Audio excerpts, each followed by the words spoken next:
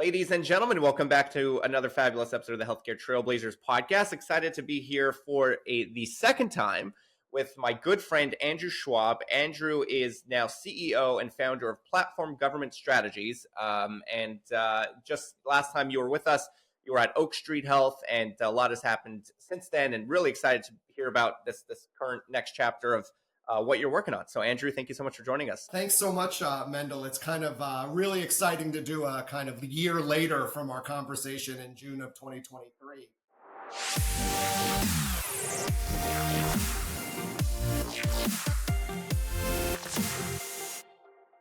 At that time, I was still at Oak Street Health, where I established the first government affairs function there about a year after they went public.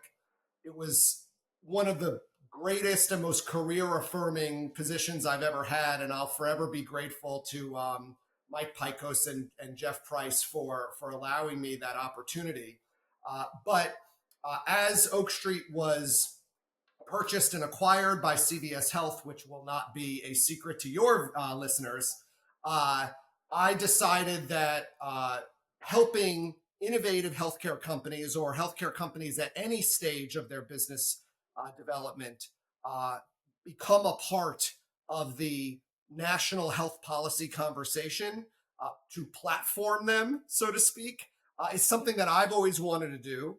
Owning and operating and establishing my own firm has always been kind of a career aspiration of mine in my back pocket. And the Oak Street experience kind of accelerated my ability to be able to do that. And so I've been doing it. I took a little bit of time off, but I've been doing it since late fourth quarter of 23. And it's been a fascinating entrepreneurial experience so far. Yeah, let's dig in there for just a sec, because to go from head of government affairs at Oak Street to starting your own business, jumping back into the entrepreneurial journey, getting those gloves out of the toolbox, putting them on. How's that been? How's it been? It has been incredibly exciting, Mendel, as you know, of course, not only from your own business pursuits, but because you and I talk about these kind of entrepreneurial things. So it's been very exciting. It's been humbling. It's been hard. It has created, I think, a new type of career growth in me and the type of work that I do, not just in the kind of day-to-days of how to do professional advocacy, but also in building and growing a company and the business development and the legal and accounting things you need to kind of put into place, which are important.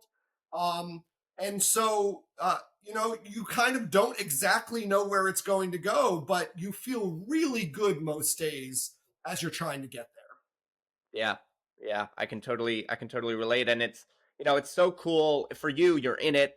And so, you see it in the day by day. But like you mentioned, I have the chance to talk with you periodically, and it's so cool to be able to watch this trajectory. And it's something that, from the moment that you told me that you were, going off and doing your own thing, I said, this is incredible, and you're going to absolutely smash it out of the park. And so it's really cool to see that kind of taking off.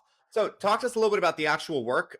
For some reason, like you mentioned last time, government strategy doesn't really seem to be top of mind for a lot of people that are running healthcare companies. And so what kind of companies should be looking at having a really serious government strategy at their organization? And kind of what's the framework? What does it look like? Yeah. So it is my selfish opinion, obviously, that any company that does business with the government needs to think about professional government affairs advocacy. It is especially true, in my opinion, in healthcare, where right now 50% of all the healthcare bills in America are paid for by the government. Medicare, in particular, is a trendsetter in national health policy. Very often what happens in Medicare is followed by private sector and commercial insurers. And so that is really important.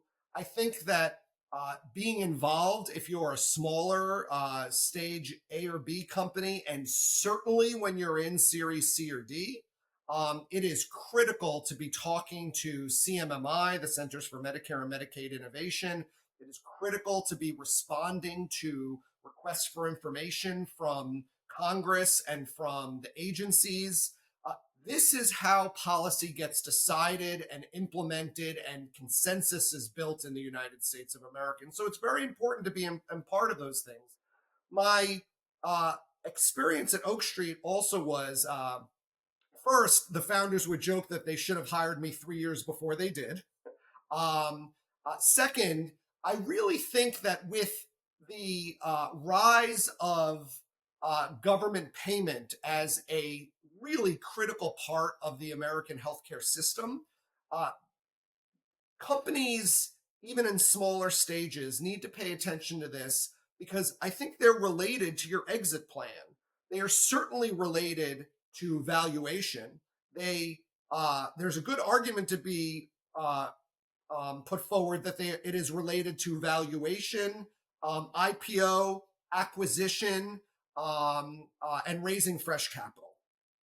And the reason that is the case is because you want to be seen as a player in the system in which you are freely allowed to advocate. This is not like selling paper plates at the supermarket, right? If you're selling paper plates at the supermarket, you put out a good quality paper plate, and over time, you hope that things build and become a good market for you and that you put out a quality product, right?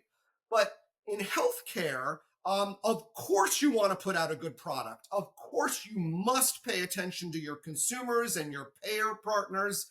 And obviously, I mean, these are questions of life or death. And so it's incredibly important to be ethical and above board and put out quality medical services to the folks that you are trying to serve. But the government also, it's in our First Amendment, allows any organization or person to petition that government for a redress of grievances. And so what that means is that you have the right to go to the government, whether it's Congress in the policy, in the legal and legislation policy formulation process, or it's the agencies as they work to develop regulations and payment mechanisms. You have the opportunity to go there and say, hey, this is what we're doing. These are the successes that we've had. This is the great care we've delivered to your constituents. And you can start to make government policymakers aware of the good work that you're doing so that they might start to say, hey, this is something that the government should incentivize. This is something that we should move government policy towards. They cannot and they should not make it specific to particular and certain companies, but they can do large things that are important. One example I will give you is that at Oak Street, it was one of our goals to attach the social determinants of health to to payment and quality in Medicare, right? Oak Street put its centers in some of the most underserved communities in America. So caring for them should be rewarded because they were neighborhoods that were long ignored. Starting in 2027, there will be a health equity index reward factor in Medicare Advantage to incentivize insurers to recruit doctors in those neighborhoods, but also to incentivize medical care in those neighborhoods writ large. That is an important thing. It is also good public policy that will benefit companies like Oak Street, but also other companies that work in those communities, both urban and rural. Yeah. Let's talk about, where I don't know if maybe a lack of a proper government strategy, but something that definitely had a huge effect, direct effect on a lot of companies, specifically value-based care, which was towards the end of last year when when CMS or CMMI, don't recall who exactly pulled the trigger on it, but restructured the entire reimbursement model around risk that really, a lot of companies that were, way up there doing so super well kind of took a massive hit. And there's been a lot of shakeup in the market, since then, everywhere from seems like from ChenMed to, Cano Health and Oak Street and just all these companies. Um, it What's your lens on that? How did that come about? Was that due to a lack of communication between the organizations and the government?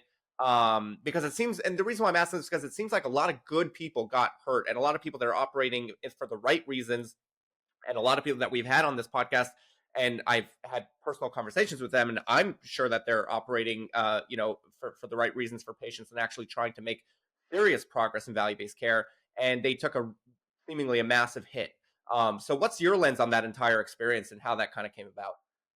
So I think there's kind of two silos to think about this, right? There is the debate that kind of surrounds Medicare Advantage. There is the debate that has been roiling for almost 10 years now about accusations of upcoding, of MedPAC saying that Medicare Advantage health plans last year received $83 billion more than traditional Medicare for the same services, right? So there's this swirl, I would call it, around Medicare Advantage. And I think I would say an advocacy posture by the insurers that people voting with their feet in terms of going towards Medicare Advantage and that becoming a more popular program, now over 50% of the Medicare population, that in and of itself was an example that Americans wanted this and that they wanted the supplemental benefits that associated with it. First, among them, hearing, dental, and vision, which is not in traditional Medicare, right? That voting with their feet was kind of the metric to guide this by. There are policymakers in CMS and certain think tanks that think that Medicare Advantage and traditional Medicare should be on equal competitive footing, right? And so the reality is, and I'm just guessing here, that they would look at that dynamic and say, well, traditional Medicare is not able to compete with Medicare Advantage on services and price, and people seem to be willing to give up some of the freedom that they would receive in traditional Medicare to be able to see any provider that they wanted for the more delineated networks in Medicare Advantage. Prior authorization comes up in these conversations. Upcoding continues to come up in those types of conversations. And so the swirl around Medicare Advantage, in my opinion, has not received, I think, an adequate professional government relations pushback on the value that it brings to our health system. And also, there are probably legitimate policy concerns among that swirl that we just talked about. Now, separate from that are the delegated risk providers like Oak Street, like Village MD, like ChenMed, like One Medical Iora, if that is still continuing in the new Amazon construct, um, where the primary way that those provider organizations would receive their business was by contracting with Medicare Advantage plans, right? So on one hand, you have CMS saying we want everybody in a value-based relationship by 2030. But then on the other hand, they're saying Medicare Advantage is too kind of frothy and there's some real policy disagreements that we have here. And the collateral damage via the V28 new risk adjustment formula are the sub-delegated contracting providers because they got caught up, I think, in the larger conversation that's happening about Medicare Advantage. And when those regulations were put out, I was still at Oak Street. It essentially was too late to be able to overcome the larger forces at play here. And so now the market is reorienting itself, and we are going to see a new and different type of Medicare Advantage market in the years ahead. Yeah. What do you think that's going to look like? What do you think the next Yeah. chapter of MA looks like? Well, I think that we're going to start to see some changes in what I call the three O's of offering, right? Offerings of geography, offerings of premium, and offerings of benefits, right? We're going to perhaps see geographical deficits in counties that have fewer or no Medicare Advantage plans. We are perhaps going to see fewer $0 premium plans or premiums increasing, I think. And then there's the big question of benefits. Will they be reduced? What will supplemental benefits look like? And then there's also like the longer term big picture, Mendel, which is even more fascinating. On May 31st, CMS had posted a deadline for a request for information, what we in DC call an RFI, on data and transparency in Medicare Advantage. And I wrote about this in January when the RFI was released. The thing that I think CMS is trying to get at is how to better compare spending in the two programs. Because the spending in the two programs are diametrically opposed. Fee for service is on you buy something for the service you've received. Medicare Advantage is risk adjusted and is based on the complexity of the case that particular clinician is facing. And I think that RFI is geared towards CMS trying to figure out from stakeholders what are the data and transparency elements necessary to better compare the spending in those two programs so that CMS and Congress can start to figure out how to bring payment parity to those two programs. Expand on that a little bit. I don't understand fully.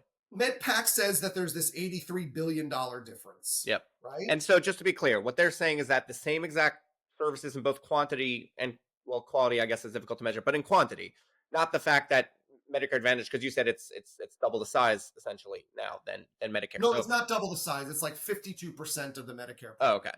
So, all right. So same exact amount of services, but they received $83 billion more for the same services, not added benefits. Okay. Because when you pay somebody for doing a hip replacement on a 68-year-old person, that hip replacement in fee for service is X dollars in the Medicare physician fee schedule. In Medicare Advantage, if that patient's a little bit sicker, if they have comorbidities, there might be more money paid for that same hip replacement. And that is a very, very, very basic explanation, but they're trying to figure out how, in order to make good policy choices 3, 5, 10 years from now, what information will we need to better compare those two moments? You have any ideas for them? Well, I mean, there's some talk about different types of risk adjustment, right? Okay. The folks at Pearl Health, which I know you track, put out a good thought piece in Health Affairs about something called inferred risk adjustment, which is a whole other conversation. I think that there's going to be ideas here over the next several years on how to kind of think about how to do this.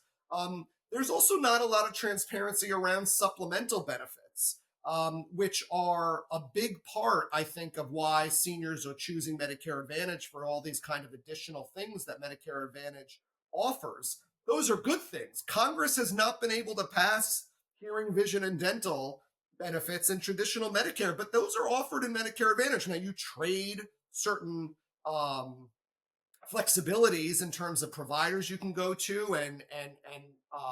but you also get caps on out-of-pocket things in Medicare Advantage. And so this swirl brings about a really critical moment for healthcare companies at any stage in terms of the regulatory and congressional risk you might face, the types of benefits you might be able to offer now or in the future. And I think also importantly, basic questions of payment. How is this all going to work going forward? And it really behooves healthcare organizations, whether you're gigantic publicly traded health insurers or you're a fully at-risk healthcare organization, or even partially at-risk healthcare organization, to be known to your members of Congress and your senators, to be known at CMS, to be in a lot of the conversations at national health policy forums. And I'll go even deeper than this, Mendel, with you. Just this week, the Supreme Court reversed what's known as the Chevron ruling, which has governed regulatory actions for 40 years. And what they have done is kind of delegated expertise for deep nuance of regulatory actions away from experts at regulatory agencies like CMS and HHS, and put that in the hands of members of Congress who have usually deferred to those agencies. And so bringing expertise about how to do this work on an everyday basis two members of Congress, I think, over the next several years are going to prove themselves to be even more important and more critical for any company in this space. Yeah. I know this is kind of digress just a little bit, but you mentioned the Chevron doctrine, and it's something that everyone's talking about. How does that affect healthcare? Can you give some examples? Yeah, so I want to also caveat my favorite caveat as a government affairs professional is I am not an attorney. This is not Um, legal advice. Yeah. um, but I have made laws as a staffer and also been a professional government relations actor for over a decade now. Like I just said, like the questions of perhaps how to pay Medicare doctors might fall to Congress, or they might be adjudicated by a judge rather than CMS, right? And these are speculative things. In the Affordable Care Act, there are preventative services that are delineated that must be offered without cost sharing or a copay in health insurance in the United States. Over the 10 years that the Affordable Care Act has been around, CMS has increased the preventative services that are offered and required inside of health insurance. If those services are not delineated in the exact statute that the Affordable Care Act is written in, those additional services that CMS says must now be provided might not be able to be. And so that is kind of like a real world example, I think, of something that we're going to find out as we go forward together how this is all going to work. Yeah. Fascinating. So, you know, I feel like there's a perception that the government is just like, and maybe this is a false perception, but I feel like there's a perception that the government is just kind of like this black box of if you know people, then great, maybe you're in the know. If not, not. But there isn't a lot of interest from the government to actually to really collaborate, listen, and well, they maybe they have programs that make it look like they do, but they're not meaningfully interested in what's the word I'm looking for? Not collaborate, but you know, uh, get feedback and really listen to people outside of the bubble. Um, Although I will say all of my personal experiences with people like Doug Jacobs, who I'm a big fan of, and some other people have said the opposite. I remember being down there. I was down in DC back in a year ago, I guess. I think we sat down for coffee then. So back in July of last year, and it was like the last week of when they were like reviewing all of the what'd you say it's called when they get feedback from everyone? Or a request for information. Oh, on Yeah, the Medicare Advantage. RFI. So they were like reviewing everything, and it was cool to see it in action. Like, nope, they're actually reviewing everything. Like it was Mhm. interesting. So my personal experiences actually speak against this perception, but I feel like there still is a perception that that's the case, and maybe that's why people don't even think of really engaging with the government all that much.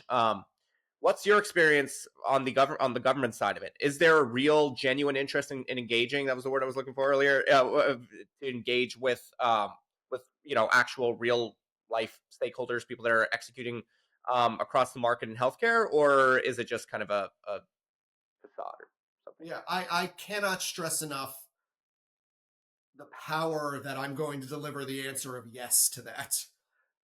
But that comes with um, detail, right? And that detail is let me tell this little aside real quick. Early in my government affairs career, I talked to a gentleman who had been doing this for like 40 or 50 years in Washington. And he had a great line. He said, Andrew, we do not have election certificates. We are only in the position of advocating our views. It is up to elected officials and the regulatory agencies who are appointed and confirmed by those elected officials to make those decisions, right? And so you have successes, extraordinary successes of advocating for things that eventually happen. Sometimes you get 75% of what you're asking for. Sometimes you get 0% of what you're asking for. And there are ways that professionals like me are able to help, uh, like, not only clarify and speak about in the right way and come with the right data, but also provide, I think, a modicum of oomph to about certain policies. You also never advocate in Washington alone. You need to find friends and allies who have the same positions as you do. But it has been my experience that both Democrats and Republicans and Democratic and Republican administrations alike listen, seek, want to know. Certainly, elected officials, if you operate in their district, you employ people in their district or their state, that, or you care for people in their district or state, they want to hear from you and they want to know what's going on. I think where, this is my opinion, where you hear frustration with any administration is from people who did not have the policy go exactly the way that they wanted it to go. And by the way, this happens in life all the time. Yeah. Things, right? Things don't go exactly the way that you wanted them to go. And I understand that there are often millions of dollars at stake or hundreds of millions of dollars at stake. But in general, we still have a representative democracy, and you are able to go to these decision makers, but you want to do it in the right way, at the right time, with the right words and the right data, and to the right person. And it is government affairs professionals like myself who are very skilled at helping you do that. Yeah. Yeah. And I can totally see the value because, at the end of the day, it really is critical. It makes a lot of sense that, like you started this conversation with, so many of these dollars are coming from the government. You might want to be plugged into what's going on. And, to be plugged in is a full-time job. And Yes. so, keeping in touch, I was thinking about this yesterday. I don't know why, but there's two types of businesses. There's one type of business that's kind of like a luxury business where, you could build that fence yourself outside your house, but you don't want to. And so you hire someone else to come and build the fence. Right. But then there's other kind of jobs that they simply don't make sense to do yourself. Like, you know what I mean? And so, if in order to build the fence, you need to have $1 million machine to build that fence, then it's probably going to make sense, instead of buying the machine, to go hire somebody that already has a machine, because that's what they do for a living, and go build the fence for you. Right. So I think that this is one of those things where keeping on top of everything that's going on with the government, and being in the know and being on the ground. Also, you're in DC, being on the ground, it's a full-time job. It's a full-time, and it's not just a full-time job, but it's a job that when done well, probably comes on years, if not decades of experience and actually doing said job. So it makes so much sense to me. Speaking of kind of ear to the ground, what's some of the regulation, or some of the I know some of the things that you think are kind of coming down the pipeline? Yeah. So I actually was about 3 weeks ago now, I think, I participated in a kind of fireside chat with a healthcare analyst at JP Morgan, and they put out an investor note about some of the things that I was talking about. Number one is that the Medicare Advantage rate notice, which will come out in the early winter next year, will likely still be written by the Biden administration. It can certainly be tweaked if Donald Trump returns to power next January, by a new Republican CMS administration, but the bulk of it will probably still be written by the Biden CMS. And of course, if Biden wins re-election, then that goes without saying. So that is one thing I think organizations should keep in mind. The Senate Finance Committee right now is undergoing a very thorough process, thoughtfully thinking about Medicare payment reform, particularly a Medicare Part B payment to physicians and clinicians. There's a Medicare payment reform working group that's bipartisan. The Finance Committee put out a white paper. I've also written a summary of that white paper and what organizations should be thinking about. There's lots of swirl, of course, about site neutral payments, whether or not hospitals from Medicare should continue to be paid more for the same services than something that is completed for instance, at an ambulatory surgery center. There's lots of things happening around PBM reform and transparency.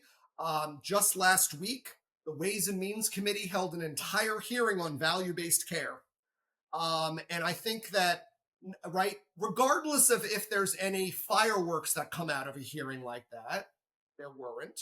But it is an opportunity to talk to members of the Health Subcommittee on Ways and Means about the things that your company does, to submit written testimony if you would like, to then go talk to the committee about that written testimony. There's all types of impetus to go and do that work when these things happen. 3 weeks ago, 2 weeks ago, CMMI Director Liz Fowler was in front of the Energy and Commerce Committee. And like the themes that come out of that conversation, where Republicans were putting a lot of scrutiny on the idea that the Congressional Budget Office said that CMMI has never saved money, versus the kind of idea that the bipartisan idea that there should be some type of research and development part of the Medicare system, right? That's not supposed to Um, make money. that teaches, I think, under the government's auspices, like what works and what doesn't, right? Just because a model didn't save all of the money, there might be parts of it that are very valuable to the health system, right? So all of those things are happening. And I cannot stress enough, and I know I'm like a broken record, and I know you know this, Mendel, but like you need to be involved. You need to be part of that conversation. And it is valuable to your company's growth to do so. Yeah. Speaking of that, exactly. One of the biggest concerns that I have is that with a lot of government programs, I've spoken about this a couple times, but with a lot of government programs, you actually have one issue, which is that there's no sunsetting clause. It never goes away. There's no checks. There's no like accountability, and it just runs forever. And no one ever turns off that spigot of funding, and it could be completely inefficient. And that's probably like 98% of the government. But okay, maybe 87. But then there's other parts of the government that have to have really, really large windows, right, for testing. And specifically when it comes to healthcare. I mean, if you're going to try to improve the healthcare of 100 million people plus, then you probably need to have a pretty large window to actually test that in, and then it's not going to be 2 years, and it's not going to be 4 years. And so with the administration changing, it's always curious to me, how at the end of the day you got to think of the incentives on the ground, right? And if people feel like they have a 4-year window to make something change, I can't imagine that working very well, because that means that you really have a 2-year window to create some change, because you got the before and after. Um, so I guess my first question is, in your experience, how partisan is CMMI and CMS in respect to when there is a change? How drastic? Like in some areas of government, there's going to be super, black and white change, right? There's obvious things that the Republicans want. There's opposite things that the Democrats want. When it comes to, I don't know, borders and stuff like that, right? But when it comes to healthcare, how partisan is it, and how stark is the contrast, is the shift when a new administration comes in? So I think that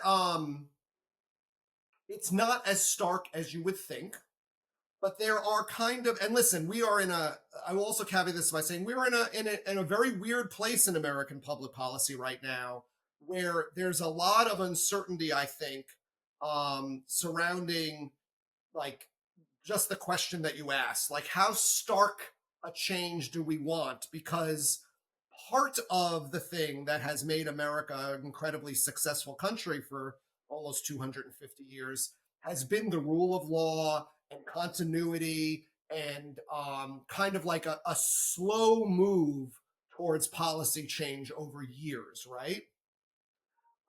So the question that I think we're facing now is, what type of stark change do we or do we not want, right?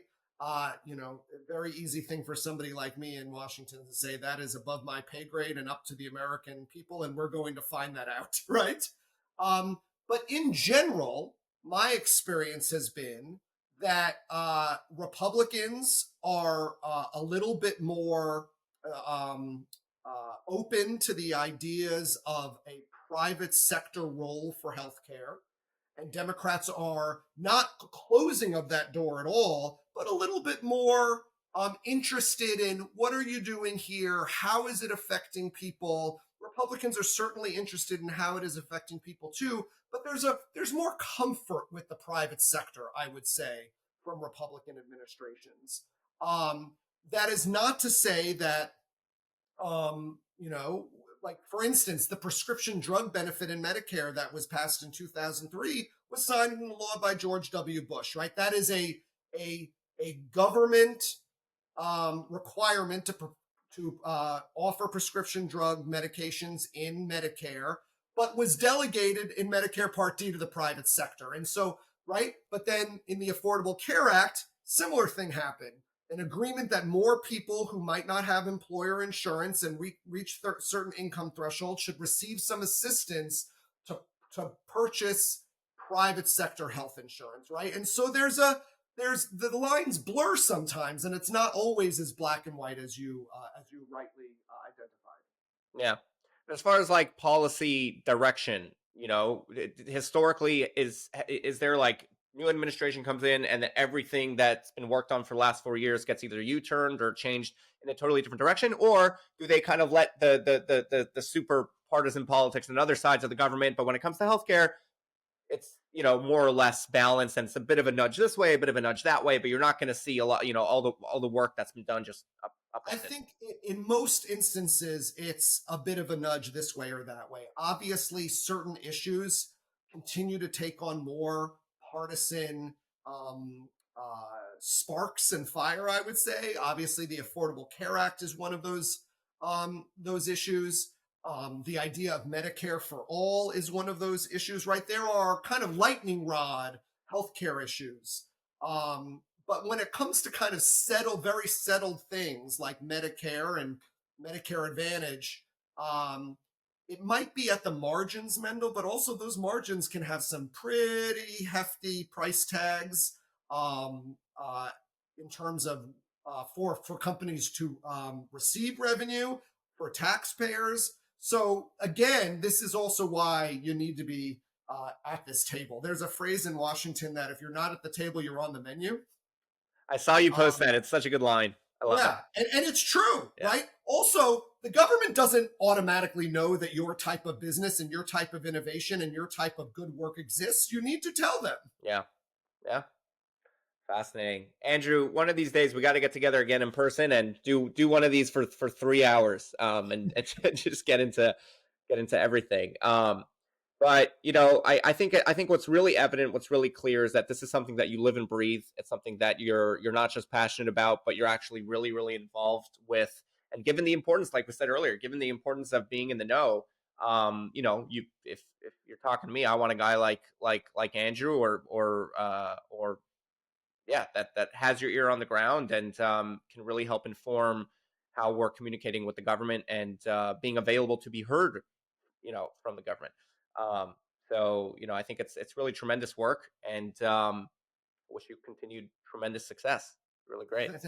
Thanks, Mendel. I'm really trying to do this work in a more intimate way with my clients. I'm trying to do this in a more holistic way than perhaps some of my government affairs colleagues do. That involves policy identification, messaging, and also shoe leather advocacy. So go to my website, platformgovernmentstrategies.com. I learned that type of pitching from you, Mendel, and hopefully you make an inquiry and we'll be able to talk about what might be of service to your business. Yeah, and something that everybody should do is definitely follow. I know you put out a periodical both via email and LinkedIn with kind of like high level updates, and I've really been enjoying reading those. So definitely recommend checking Andrew out on LinkedIn. And where can they sign up for the email? They should just send me an email at andrew@platformgovernmentstrategies.com and I'll add you to the list. I haven't gotten full technology like you have, Mendel, yet, but I'm happy to add people to my newsletter list, which I Well, send out yeah, and Wednesdays. I recommend everyone does that. So this was awesome, Andrew. Till next time, really appreciate it. All right, great. Thanks, Mendel.